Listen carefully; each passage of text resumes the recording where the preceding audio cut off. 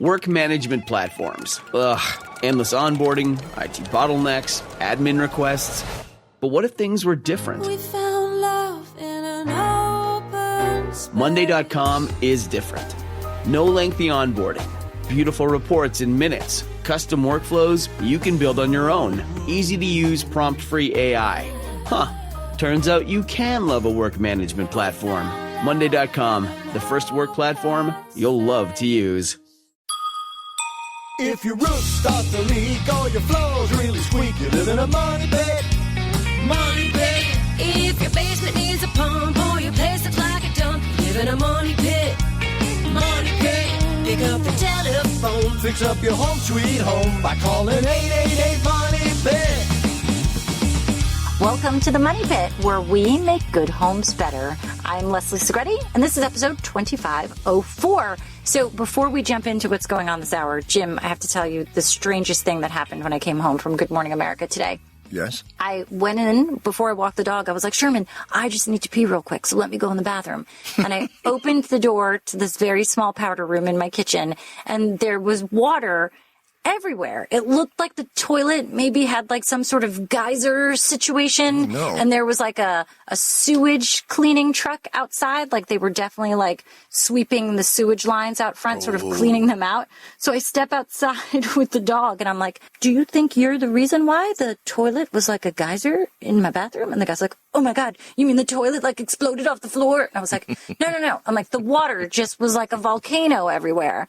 And it turns out when they are flushing the sewage line, it kind of creates like a negative pressure issue. And he says it's super rare. I guess I was just closest sort of to where the line was. And both bathrooms in my home had water everywhere. The first floor powder room, the toilet seat was down, thankfully. So it was just kind of contained to the top and the floor. Right. But the upstairs bathroom, it was on the ceiling. Kids in the audience here at home, that's another reason why you want to flush. You never know if you're going to get negative pressure. So make sure that you flush when you leave the room. Yeah, definitely. And put the seat down. That's another tip. Shouldn't say just kids. No, wait a minute. Let me rethink that part. Everybody. All people in general. Flush, seat down. All good tips to follow, and especially if they're planning on flushing your sewer lines, because you never know. The rest of us, thank you. All right. Well, that was fun. That was a fun discovery.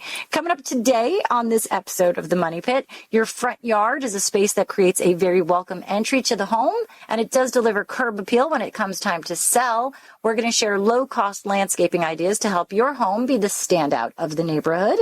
And also ahead, are you ready to move into a new apartment, but you're wondering how much decorating you can do without risking your security deposit? We're going to share some simple ideas to make your apartment feel like home without risking that deposit at the end of your lease. And if you're planning on hiring a pro to help get a project done, there's one extra thing you might want to check before pressing go, and that is what happens if a worker gets hurt while working at your home. We're going to share some tips to make sure that you are protected this hour. But first, do you feel like you're in a constant game of tug-of-war with your house and maybe the house is winning? Well, we have a chance for one lucky listener to win this time. Up for grabs this hour is the Green Machine 62-volt brushless 22-inch electric cordless self-propelled lawnmower. This is a prize worth $649, and it is awesome for the upcoming summer season. Give us a call with your questions right now for your chance to win at 888-MONEY-PIT. Jim, who's up first? We've got Mark on the line, Leslie, with some roofing questions. What's up, Mark? I've got a house that's probably about 50 years old, and it's had the roof replaced on it one time. It's got a tar and a gravel, a lava rock roof, tar. And I know I'm going to have to replace that here one of these days. Now, the decking on the roof is actually my ceiling. It's a 2x6 tongue and groove. And I'm sure they've got tar paper on top of that, and then some insulation, and then the tar and lava rock, and I'm wondering how I'm going to have to replace that, what type of insulation I could use on that. It doesn't have a lot of pitch.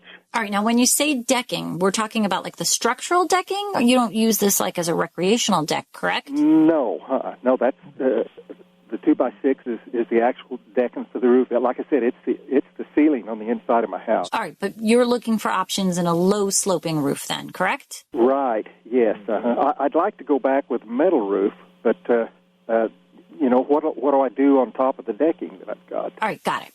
So if we're going to go with a metal roof, you're probably going to go down to the original decking, and then you're going to put a new insulating board on top of that. And then you're going to put the metal roof over that insulation board, and you're pretty much going to do that same assembly process regardless of the type of roofing that you use. If you were going to use a traditional flat roof like a modified bitumen, which is sort of like a rubberized asphalt kind of product, you would do it in the same sort of fashion. It's real important, though, Mark, when you choose that roofer, you want to make sure that you find one that's really experienced with flat roofs. Because what I've found is that very often when you have groups of roofers that are just terrific with a pitched roof, when it comes to a flat roof, it's kind of a job they only do on occasion, and they're not always the most skilled at doing so. And the guys that do flat roofs are a lot more times the commercial roofers. So you could pretty much go with any technique they would recommend based on your particular situation and going to have it done really, really well. But I would say just make sure that the devil is in the detail with these, because a flat roof, if you've got any defects in the assembly of the roofing material itself, or more commonly those flashing points where the pipes come through or that sort of thing, that's where those leaks are actually going to show up. So it's not an impossible situation. The original builders here, they put a thin insulation up there, and it got so hot in the summer, they took it out and put more insulation in. I don't know what they've done. Yeah, there are insulation boards for that. And by the way, about the heat in the summer, if that's an issue, that's something that we're going to have to figure out, because something that the metal roof can actually help you with is that the new metal roofs today actually have a lot of low E coating surfaces, and they're going to reflect the heat back off of the roof so it doesn't become sort of a heat sink that's going to throw a lot of radiant energy down into the house. Okay, great. Yeah, I'm hoping to go metal and then forget it. Good luck with that. Thanks so much for calling us at 888-MONEY-PIT. All right, Leslie, now we've got Annette from Massachusetts who's hanging on the line, and she's busy running home improvement errands. What's going on with those windows, Annette? Well, it seems like my windows, I think it's a certain degree, like when it's probably 20 and below, all the windows have a condensation. Well, Annette, the reason you have condensation on the inside of your windows is because your windows are not insulated properly, or maybe they're not insulated at all, or perhaps that insulation has failed.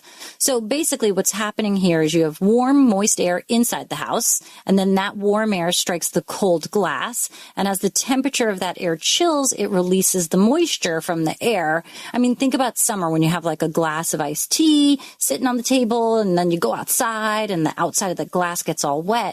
That's exactly what's happening here. You have those temperature differences sort of clashing and creating that condensation. And that's really an indication that your windows are not as efficient as they could be or even should be. Now, I'm not saying that you have to replace those windows, but what I'm trying to explain here is that it might not be a bad time to do that depending on what your budget situation is and how much of a problem this is for you, because they're probably just not insulating very well. And the other thing that you can do is make sure with the inside of your house that you're venting as much moisture out as you can. So this way, if you're kind of controlling the moisture on the inside, whether or not you replace those windows, you can kind of control the amount of condensation you're going to get.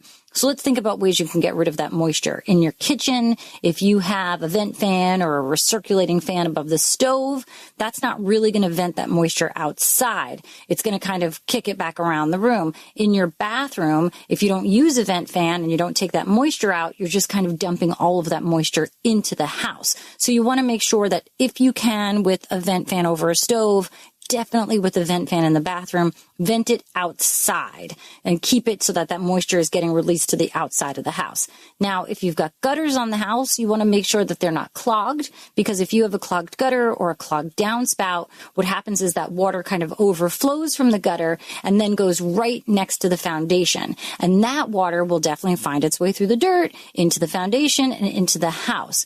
So those are some of the things that you could be trying. Clean, clear gutters and downspouts, making sure that water is deposited away from the foundation, control the moisture inside the house. I mean, that's really what will help you deal with that difference in the moisture, difference in temperature, controlling that condensation. Now, if you do sort of decide that it's time to replace those windows, you want to look at energy efficient thermal pane windows. They're insulated, so you're not going to get that difference in temperature, and therefore you're not going to see the condensation. But I get it. Windows are expensive, so you can kind of start small, maybe replace only a few at a time. Just think about the best approach here. Thank you so much for calling, Annette, and we'll talk to you soon here at the Money Pit. Hey, Money Pit podcast fans, you want to help us out? Well, go ahead and leave us a 5-star review on Apple Podcasts, and we're going to give you a virtual high five.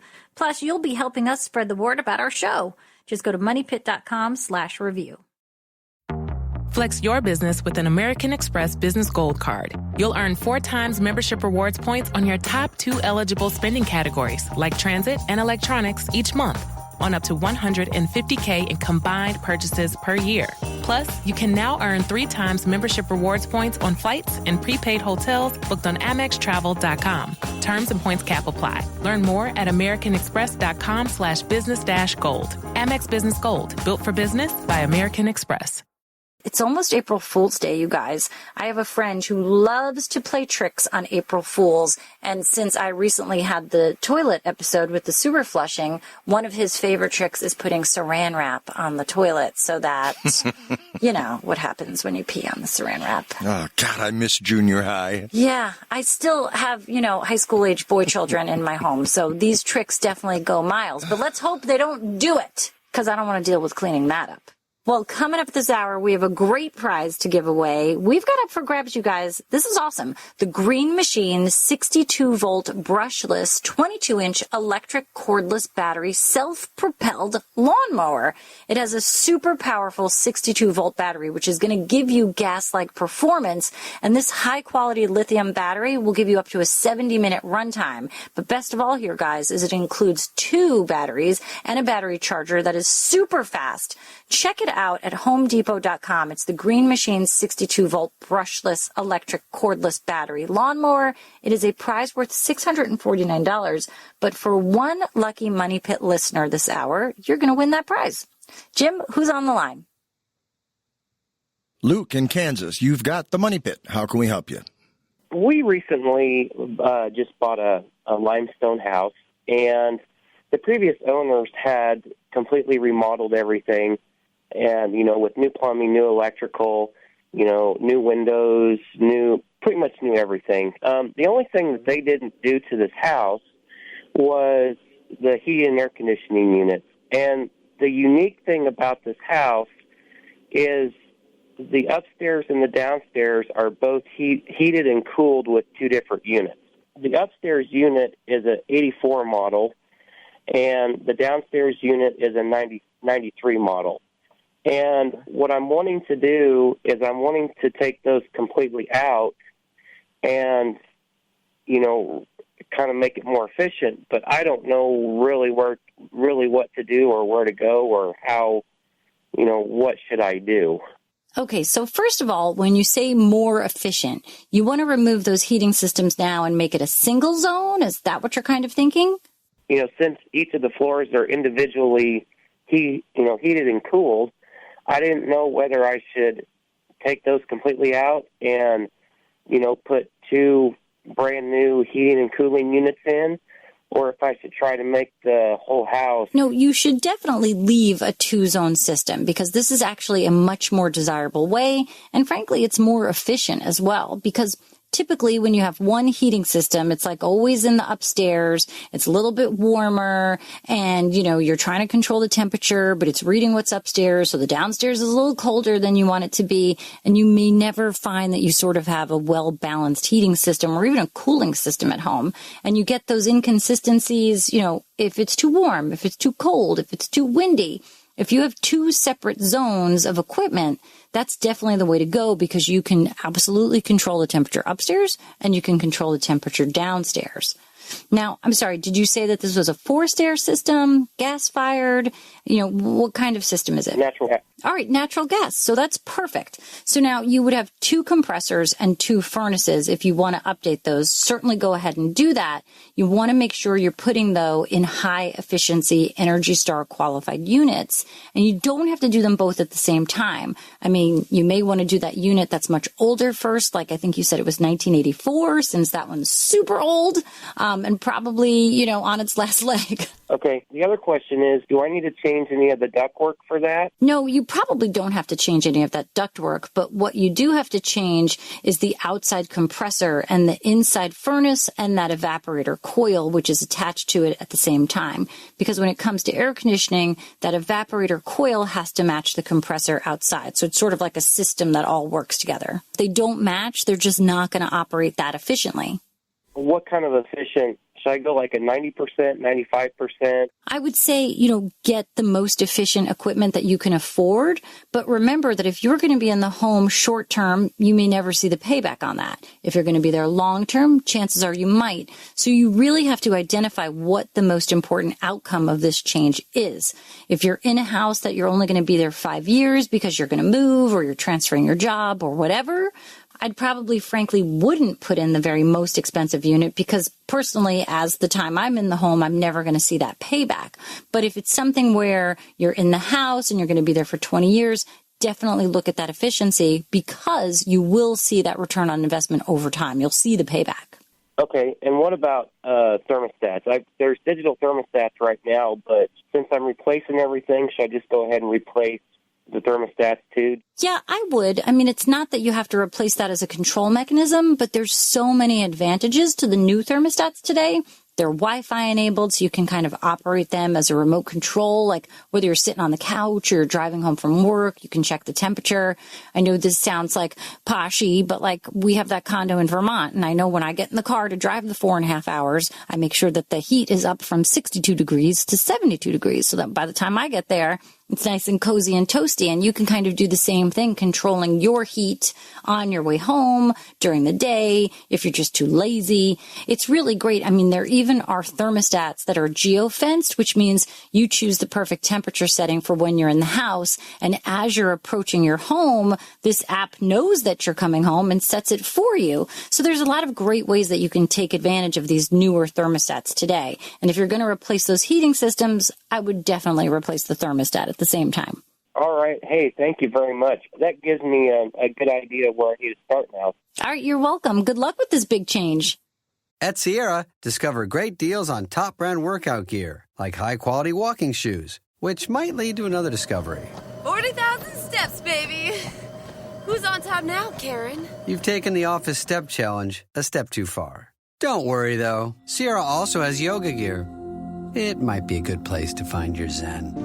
Discover top brands at unexpectedly low prices. Sierra, let's get moving.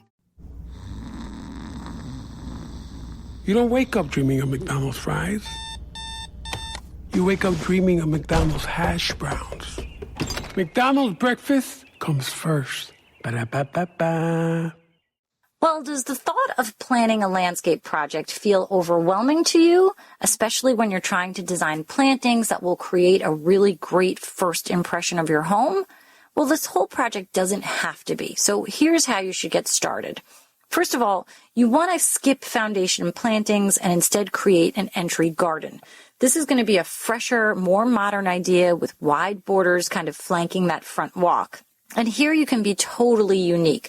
Ideally, your front yard should contain an element of uniqueness. It should relate to the architectural character of your home and to the style of the owners, but at the same time, maintain visual compatibility with the neighborhood. Now, you want to try and mix colors and textures, so you'll want to compose a really beautiful garden that delivers summer-long color, some winter interest, but at the same time, a mix of textures. You've got to kind of aim to juxtapose these textures that are going to contrast with one another. So generally leaves that are categorized as broad, strap-shaped, frilly, So maybe you place a broad-shaped hosta next to a frilly-leafed fern, next to maybe a daylily, and that kind of gives you a lot of interest in one area. And I think finally, you kind of have to think seasonally. You want to start by creating that winter garden first. So place evergreens, deciduous shrubs. That's going to give you a year-round structure.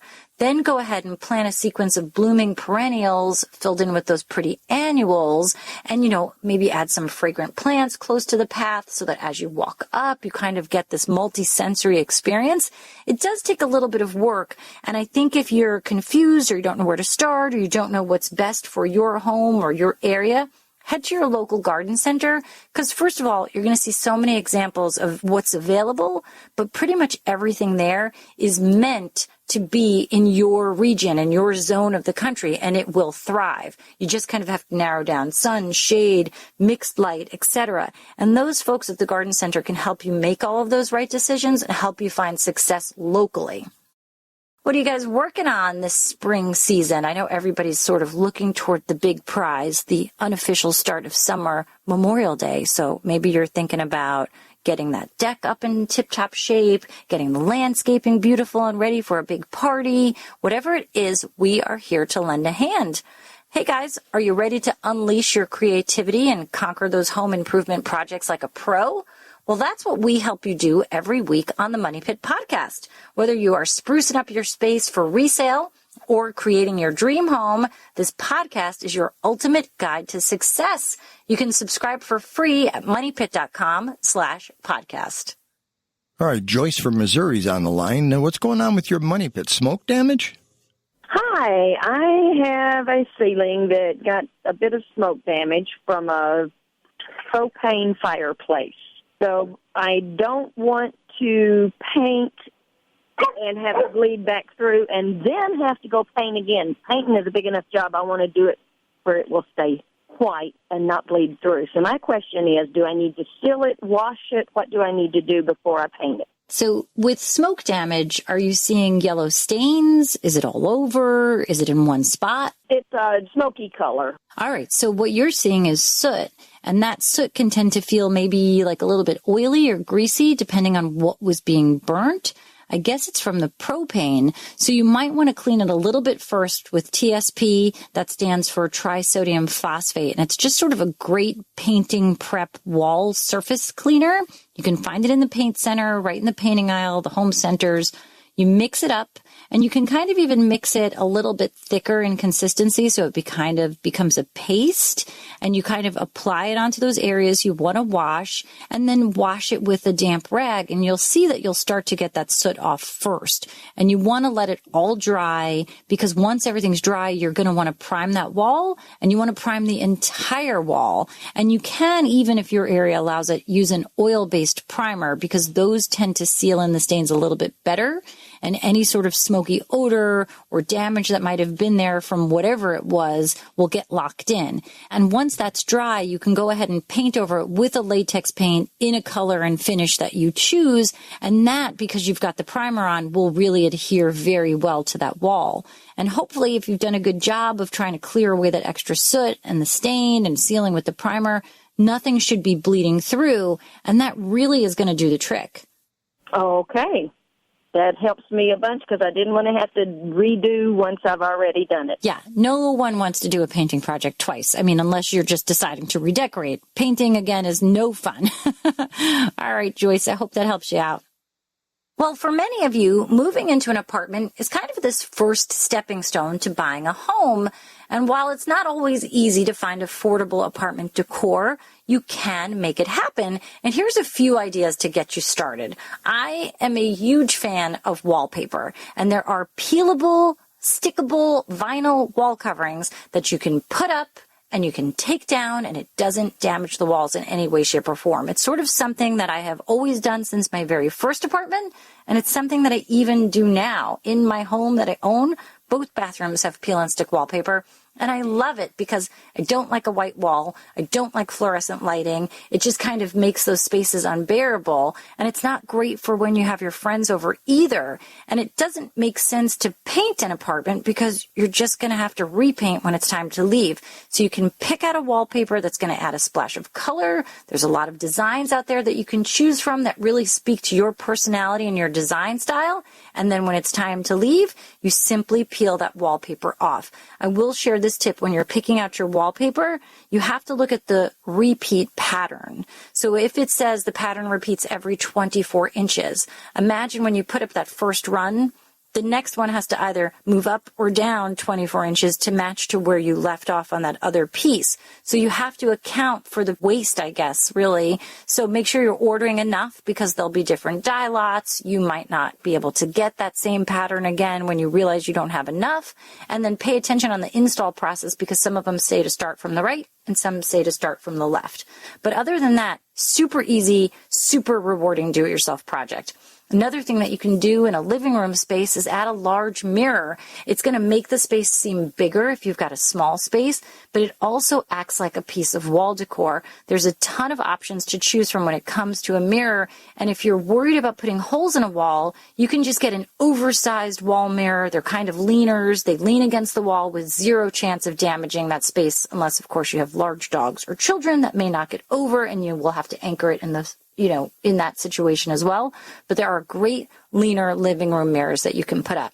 Another thing that you can do is make over a bathroom. I'm telling you, the entire ambiance of your apartment will change just by changing out the shower curtain, adding some color, pair it with a cute little bath rug and matching sink decor, hang some signs or some cool posters. Really easy to choose from art in there that's going to work great in a small bathroom space. And there are adhesive hangers that are designed for easy damage-free removal when it's time to move out. So don't be afraid to put stuff up. Don't be afraid to make changes that aren't permanent because while you're there, you can have a beautiful, stylish apartment. Jim, who's on the line? I love the state of Tennessee, Leslie, and Teresa's there right now with a decking question. How can we help out, Teresa? We just finished redecking our deck outside and with treated lumber, and we were going to stain it, so I was very happy, going and trying to pick out my color. And I was told that we're supposed to wait about a year to stain it. Is that true? And it's brand new pressure-treated lumber, Teresa?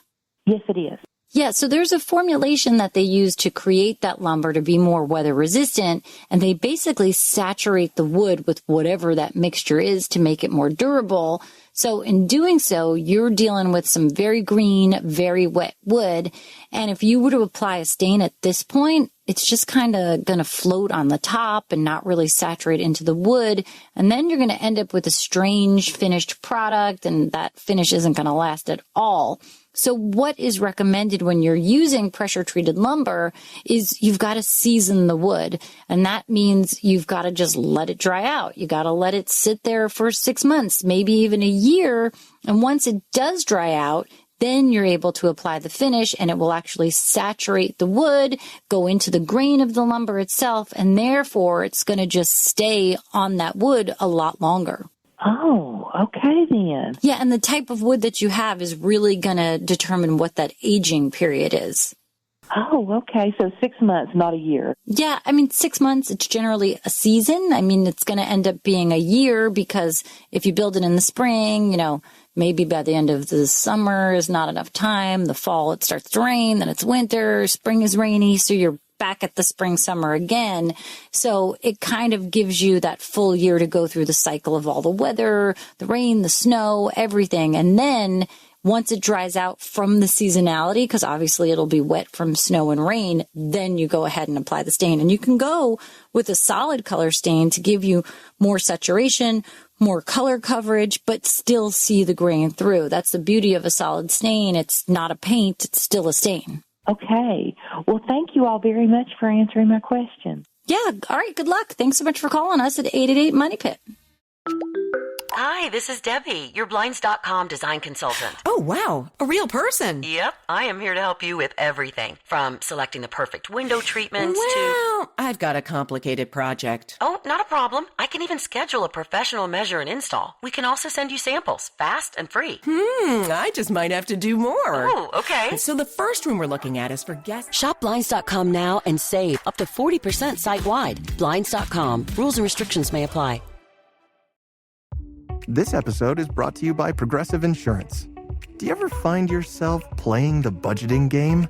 Well, with the Name Your Price tool from Progressive, you can find options that fit your budget and potentially lower your bills. Try it at Progressive.com. Progressive Casualty Insurance Company and Affiliates. Price and coverage match limited by state law. Not available in all states. What are you guys working on this spring season? There's always so much to tackle when it comes to the spring. It's yard work, it's garden work, it's everything on the outside so that now that it's warming up, you can enjoy the exterior of your home and get all that sunshine and enjoy the space that you've created with your friends and family. And we've got a great prize up for grabs this hour that's going to help you the entire spring and summer and even into the fall. We've got the Green Machine 62-volt brushless 22-inch electric cordless battery self-propelled lawnmower up for grabs. It's got a 62-volt battery that is way powerful. I mean, it does perform like a gas engine. It's got a high-quality lithium battery. It gives you up to 70 minutes of runtime. But best here, guys, is it includes 2 of those batteries and the super fast charger. It is a prize worth $649. Check it on out at HomeDepot.com. Give us a call at 888-MONEY-PIT with your question so we can help you out, but also give you a chance to win. Jim, who do we have first? Well, first, I'm not a big fan of cutting the lawn, but you made that sound great. Okay. All right, Leslie, we've got Keith in Georgia on the line with a crawl space question. How can we help out, Keith? I've got about a 40 or 50s built home, and my crawl space is probably 18 or 20 inches, really low. All right. Listening to y'all's show, it says, y'all said that, you need to have some kind of a sealing on the dirt under there. Just wondering, any suggestions on a product that I could use to seal something with a small crawl space like that? Yeah, and all you want to do, Keith, is just use polyethylene sheeting. It's the same kind of sheeting that you might see as like a drop cloth, but it could be a little bit thicker than a traditional drop cloth. Then you go ahead and roll it out and lay the sheathing across that crawl space floor. And I always tell everyone to make sure that you kind of scan that floor first. You want to make sure there's no debris or anything that could potentially break through that plastic. But then lay that sheeting out across the whole entire crawl space floor. And you can even let it run up the walls a few inches just to make sure you're getting in there nice and tight and getting full coverage. And just having that plastic sheeting right there on that dirt floor is going to stop a lot of that moisture that naturally will evaporate through the sand and then the soil and up into the house, and just will make your home a lot drier and so much more nice in that space. And it can also prevent mold and mildew from forming, which is huge. Okay, thank you so much, because while I was trying to figure, I said, well, if I just lay it, it's not going to seal it. No, it really does do a pretty good job. It just covers it up and stops that evaporation. You don't have to, it's really not that hard of a job to do. The hardest part is probably getting the plastic in there and cutting it to size and getting it laid in there nice and flat. So if you start down at one end and kind of work your way down, it should be a fairly easy project to do, and you should be good to go. Okay. All right. That'll be great. I appreciate it. All right, Keith, thanks so much for calling the Money Pit. Well, as you plan your home improvement projects for spring, you might be planning on hiring a contractor to help. If that is the case, you must. I don't even know how I can stress this enough. You have to make sure that they are properly insured. If not, you may end up footing the bill in the event of an accident or a renovation gone badly. Now, in many areas of the United States, contractors that work for themselves are not required by law to have liability insurance or even workman's comp, which is why it's important for you to have proof of insurance before you start any home improvement project with a pro. Also, if you think you're already covered by your own homeowner's insurance, you actually might not be. Homeowners insurance policies generally don't cover incidents involving uninsured or unlicensed contractors. Now, the other thing you need to be aware of is that uninsured contractors also tend to be unfamiliar with building codes, and they're usually unable to or unwilling to apply for those permits. And when a project lacks the proper permits, a homeowner could be ordered to remove or repair that work that's already been completed, of course, with all of that extra expense. So make sure you're hiring a real pro. Check your contractor's insurance before you allow any work to begin on your property. As always, check references, go see the work, call somebody up, ask the questions, make sure you go with the right pro for the project so everybody is happy and safe in the end. This is the time where we jump into the email questions and help out our listeners who may be, not interested in picking up the phone. I get it. Sometimes you're too shy to talk. So here's where we help you out. No judgment. We've got a question here from Dawn. Jim, what does she say? Dawn from Connecticut says, I have a crinkly floor that was a vinyl floor. It was put in a couple years ago. Now, when I walk across it, it crinkles, and it crinkles even when my cats walk across it. So what am I to do? I'm assuming it's the glue. Thank you so much, Dawn. Dawn, I'm wondering if this is like a newer problem or if this was something that sort of happened right from the get-go when it was first installed and you're just kind of at your wit's end with the noise. But generally what's happening here is that underlayment perhaps wasn't installed correctly and now is shifting around under that vinyl, and it's kind of loosey-goosey. And when you're walking on that vinyl flooring, it's making a crinkling sound, and it's going to drive you insane. It definitely will. Or there was no underlayment. That's true. It could be that there's no underlayment, and it could just be simply, the unevenness of the subfloor. There's a lot of steps that go into making sure that the flooring is installed properly. First of all, making sure that subfloor, the concrete, whatever it is level and even and ready to go. Then you need an underlayment based on the manufacturer, installed properly, and then the vinyl floor put on top, installed properly with the correct trimming, etc. So I think you might be at a point in time here where it's either time to pick it up, see what's going on underneath, install a new floor, reach out to the person who did the install if you're within like a year or two and say, hey, what's going on? But it's not something that you're going to be able to just sort of lift up apart and glue down, or maybe put a heat gun over an area and hope that it kind of readheres or smooths out underneath. I think you kind of have to disassemble, see what's happening, make the repairs, and hopefully be able to reinstall what you've lifted up. If not, it might be time for a new floor. But the good news here is that there's always a new product when it comes to vinyl flooring that looks like an amazingly realistic representation of the wood or stone or tile that it is out there representing. So you could get something new that you might really enjoy more. And of course, that crinkle sound isn't going to make you and your cat go bananas. Okay, we've got Carol, and Carol says, I'm replacing some outlets. I'm assuming she means electrical outlets. Some older electrical outlets, and the outlets we're taking out have 2 black wires and 2 red wires. Our question is, do we need to replace both of those black wires and both of those red wires on the new receptacle? Oof. You know what, Carol? If you've got to ask this question about electrical, in my opinion, that means hire a pro, because with electrics, absolutely, there is so much that could go wrong. And I'm not saying it's not a project that you're capable of, but if you're asking the question, you might not be ready to tackle this, because there could be some issues with the install. You might not be grounding an outlet correctly. You might be wiring something incorrectly, and that can cause a fire behind the walls. It can cause things to arc and cause a lot of issues down the line. You're correct here, because the older outlets do need to be grounded. They should have a ground fault circuit interrupter, especially if they're in a kitchen or a bath. I would bring a pro in. If you're doing a bunch at the same time, that'll keep the cost down, because it's sort of one service call for everything. Definitely go with a pro here and just stay safe, Carol. Well, guys, I have to thank you so much for joining us on this journey to Money Pit 2.0. We're so used to sitting in the chair next to Tom that it's definitely taking an adjustment, but I'm kind of excited as to where this new version of the Money Pit is going to go.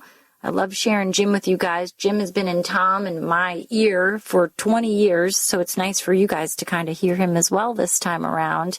We're so thankful for you to stay with us.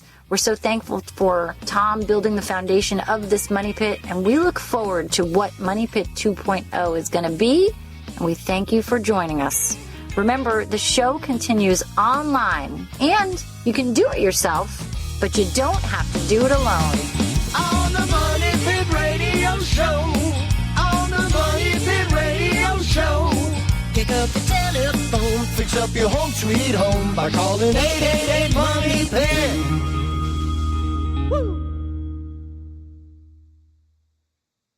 You just realized your business needed to hire someone yesterday. How can you find amazing candidates fast? Easy. Just use Indeed. Stop struggling to get your job post seen on other job sites. With Indeed sponsored jobs, your post jumps to the top of the page for your relevant candidates, so you can reach the people you want faster. According to Indeed data, sponsored jobs posted directly on Indeed have 45% more applications than non-sponsored jobs. Don't wait any longer. Speed up your hiring right now with Indeed.